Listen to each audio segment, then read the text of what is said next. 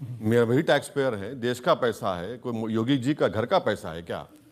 उनका घर का तो पैसा नहीं है, देश का पैसा है। आपको तो कॉन्स्टिट्यूशन में आर्टिकल 30 रखा गया। वो कह रहे हैं कि हम घर दे रहे हैं, राशन दे रहे हैं, और ओवैसी साहब कहते हैं कि दाढ़ी टोपी देख के उसको लोग मारने लगते हैं। बिल्कुल मार रहे हैं।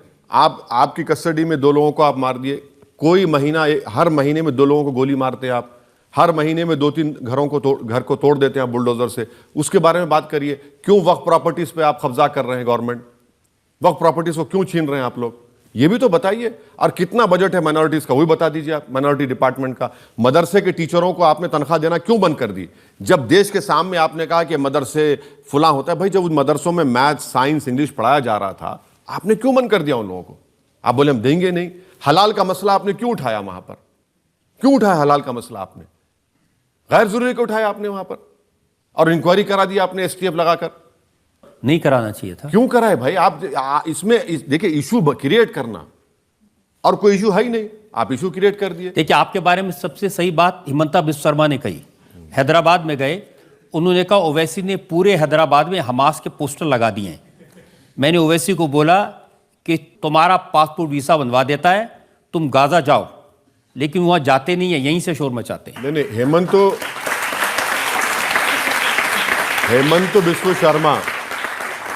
हेमंत बिस्वा शर्मा वो कुत्ते और बिस्किट की दास्तान में कंफ्यूजन ला लिए।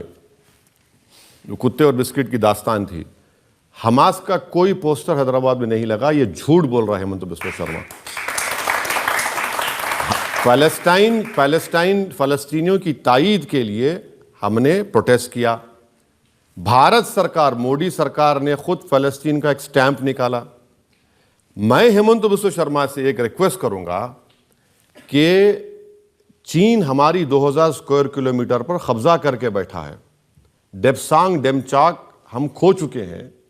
65 पेट्रोलिंग पॉइंट में से 22 पर हम नहीं जा सकते, वहां के एसपी ने कहा मोदी जी के सामने।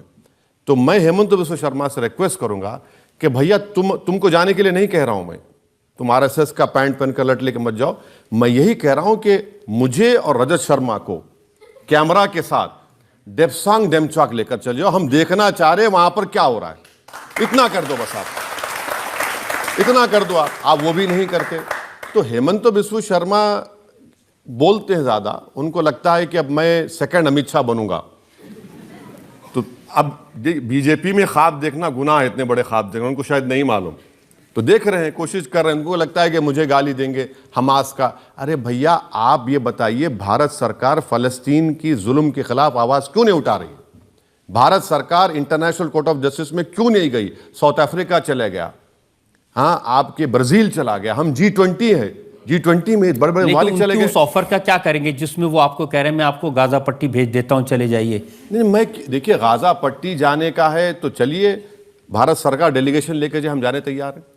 भारत सरकार चल के देखें।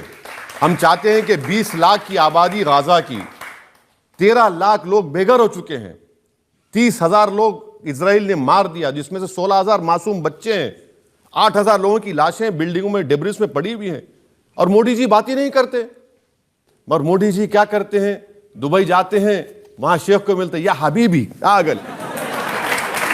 अब बताइए, ये कौन सी मोहब्बत है?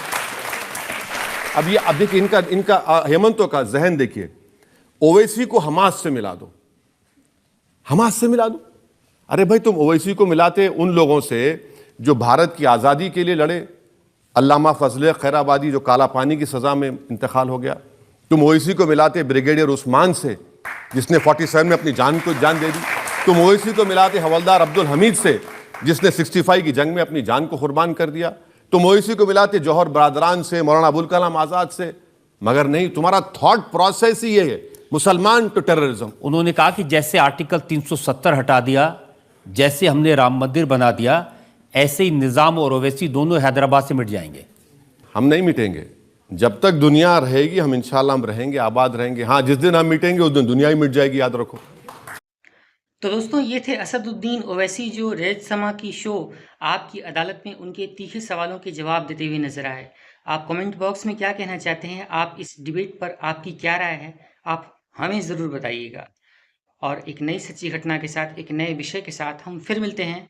तब तक के लिए आप सभी अपना ख्याल रखिए। अपने आसपास के माहौल पर नज़र बनाए रखिए और सुरक्षित रहिए। जय हिंद।